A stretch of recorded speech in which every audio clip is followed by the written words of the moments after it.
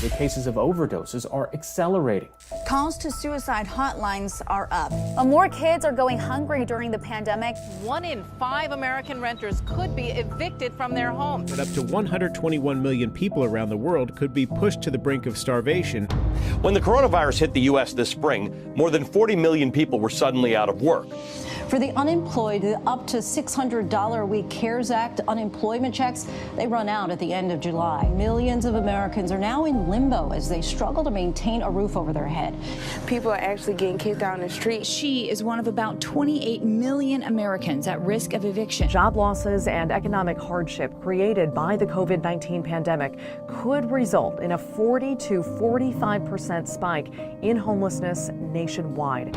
Congress approved the pandemic EBT program last March. It's supposed to funnel money to millions of children who are no longer getting school, breakfast, and lunch. But people are having trouble getting that assistance, so they are turning to food banks. Oxfam found that food crises in Venezuela and South Sudan have grown worse during the pandemic and warned that India, South Africa, and Brazil were seeing millions fall into poverty and hunger.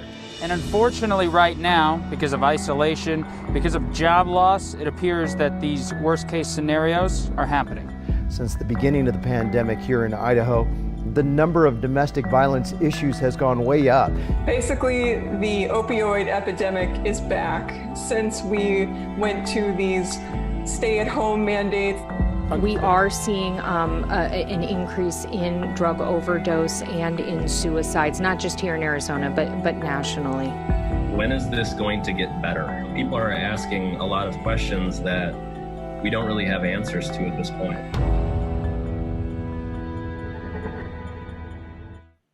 I just keep thinking about, the president saying we can't have the cure be more deadly or dangerous than the disease.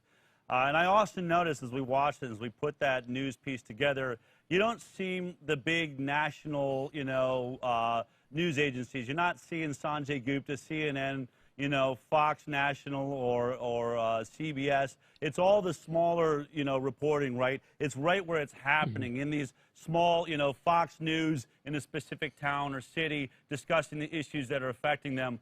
I don't think this is getting enough reporting, but I'm glad that that you're bringing this to attention. What are the headlines like across the country as we look at these non-specific or unwanted results of our approach to COVID-19? Yeah, so they appear, great point on the local news, by the way, they appear to be peeking through now to the more mainstream or corporate media as a national level, which is super important. We have CBS News, 1 in 10 Americans don't have enough food. This is the headline, and that's double pre-pandemic rates. This was from a census report from the first week of July that people answered they sometimes or often don't have enough food. And this is two and a half times actually higher than before the crisis. And we just go right down these headlines and let them tell the story. More than 6 million people signed up to receive food stamps in the first 3 months of the U.S. coronavirus outbreak. This is according to analysis by the New York Times. Jobless Californians are running out of money. What they're doing is they're calling the unemployment department. The unemployment department is giving them an automated message saying we don't have enough people to answer the phone. Please try again later. That this is all over the news as these unemployment benefits are running out. And then to your point, local news, Washington, D.C., D.C. Catholic Food Pantry, months of long lines with no end in sight. Reading the article, it's heartbreaking. Lines forming well before dawn with people, children, parents, kids in strollers. And then we go to the restaurant side. This is Yelp. Wow. Yelp says more than half of restaurants that were listed as temporarily closed are now permanently shuttered. 60% of them, for that matter, on their site are now permanently closed. And then finally, a piece by Wall Street Journal. This is by their editorial board. They're calling for the governor rules in restaurants.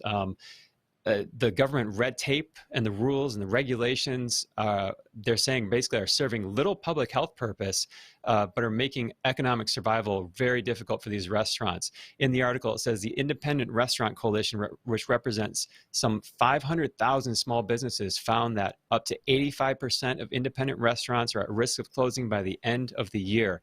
And this is America, people.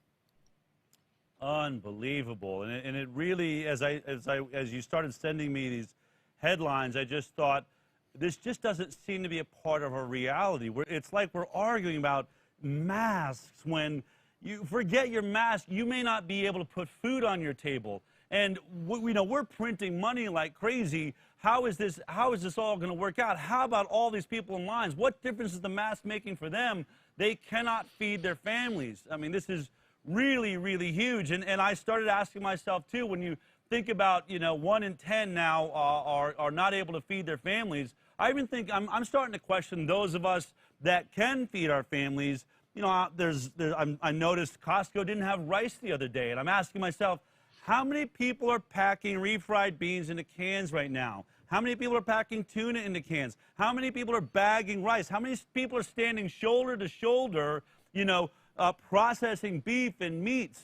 All of these questions, nobody seems to be asking this, and it really makes you wonder, are we moving in to a Soviet Union-style life here in the United States of America with bread lines and people lined up and everybody paying with rubles because the dollar's not worth anything, or maybe food stamps handed by the government, or we going to get to a place, where I only get one version of a product, there's no choices anymore. All of these huge questions that I think these headlines are bringing up. Jeffrey Jackson, though I wouldn't say you're a beacon of light and hope this week, I want to thank you for shining the light on the truth and bringing it to us. Thank you for your time.